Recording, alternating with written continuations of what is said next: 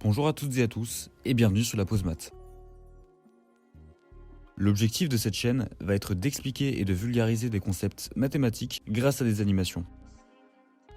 Dans chaque série de vidéos, nous allons commencer par l'explication générale du concept avant de s'attaquer aux détails. Pour cette première série de vidéos, nous allons vous parler de l'intégrale de Riemann.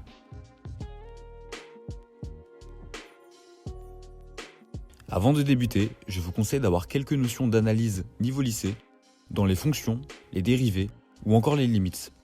Avant de parler de l'intégrale de Riemann, parlons un peu de son invention.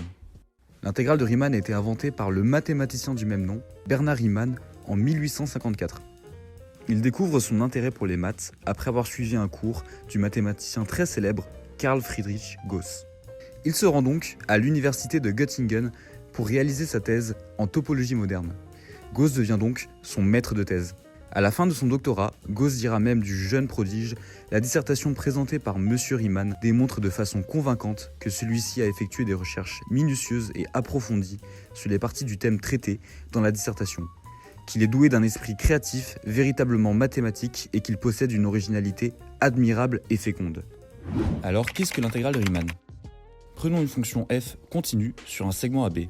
La définition de la continuité est un peu compliquée, mais pour cette vidéo, on va dire qu'une fonction est continue si on peut la tracer sans lever la main. Observons l'aire rayée entre l'axe des abscisses et la fonction délimitée par les points A et B. A priori, cette aire n'est pas simple à calculer. En effet, elle est différente des formes géométriques usuelles. L'idée de Riemann est donc de remplir cette aire par des rectangles pour y obtenir une approximation. En effet, on connaît l'aire d'un rectangle et on peut donc facilement calculer l'approximation en faisant la somme des aires. On remarque ici que plus il y a de rectangles, plus notre résultat est précis. On se rend compte que si on place une infinité de rectangles, on obtient donc l'aire exacte par la méthode de Riemann. L'intégrale de Riemann peut s'exprimer de manière mathématique.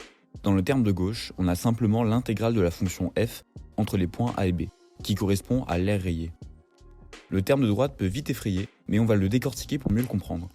Ici, le terme n correspond au nombre de rectangles qu'on a placés au niveau de l'aire rayée. b-a sur n est donc la largeur d'un rectangle, et f de a plus k fois b-a sur n est la longueur du rectangle k plus 1. Par exemple, lorsque k vaut 0 dans la somme, cela donne f de a, ce qui correspond à la longueur du premier rectangle.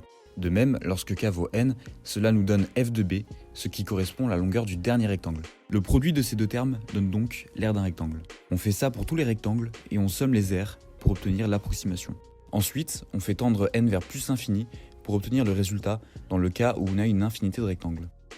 Pour savoir comment démontrer la formule de l'aire d'un cercle avec l'intégrale de Riemann, vous pouvez vous rendre sur la page Instagram.